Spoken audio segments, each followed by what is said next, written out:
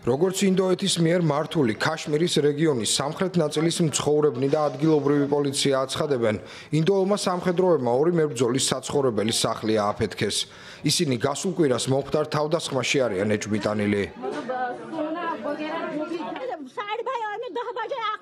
სპეციალური ძალები 11-ის ნახევარზე მოვიდნენ და დაახლოებით ღამის პირველ საათზე ააფეთქეს სახლი. ჯერ მეზობლები გაიყვანეს, შემდეგ კი ყველაფერი დაარბიეს. მეზობლები შეშინებული იყვნენ, ახალგაზრდებით სახლებში გამოკეტეს. ორივე გზა ჩაკეტეს და მერე ეს გააკეთეს. ხელისუფლება აცხადებს, რომ ორი ადგილობრივი მამაკაცისა და პაკისტანის ორი მოქალაქის წინააღმდეგ მიმდინარეობს გამოძიება თავდასხმაში სავარაუდო მონაწილეობის გამო. ოფიციალურ პირებს დეტალები არ გაუსაჯაროებიათ, არც რაიმე მტკიცებულება წარმოუდგენიათ. ინდოეთსა და პაკისტანს შორის ვითარება ჰიმალაის რეგიონში, კაშმირის სადაო რეგიონში ტურისტებზე თავდასხმის შემდეგ დაიძაბა. ექსპერტები აცხადებენ, რომ ინდოეთისგან ხისტი მოქმედებებია მოსალოდნელი.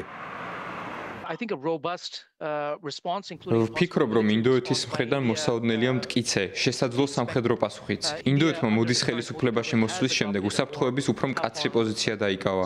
თქვენც ხომ იცით, მთავრობამ არაერთხელ განაცხადა, რომ მოძებნიან ტერორისტებს, სადაც არ უნდა იყვნენ. გასულ კვირას შეიარაღებულმა პირმა 26 ადამიანი, ძირითადად ინდოელები დახოცა. ინდოეთმა ინციდენტი ტერორისტულ თავდასხმად შეაფასა და პაკისტანი დაადანაშაულა. პაკისტანი თავის მხრივ უარყოფს ბრალდებას. მოგვიანებით თავდასხმაზე პასუხისმგებლობა უცნობა დაჯგუფებამ ქაშმირის წინააღმდეგობამ აიღო თავის თავზე. როგორც ცნობილია, პარასკევს ინდოეთისა და პაკისტანის სამხედროებმა მილიტარისტული საზღვრის გასწვრივ ერთმანეთს ცეცხლიც კი გაუხსნეს.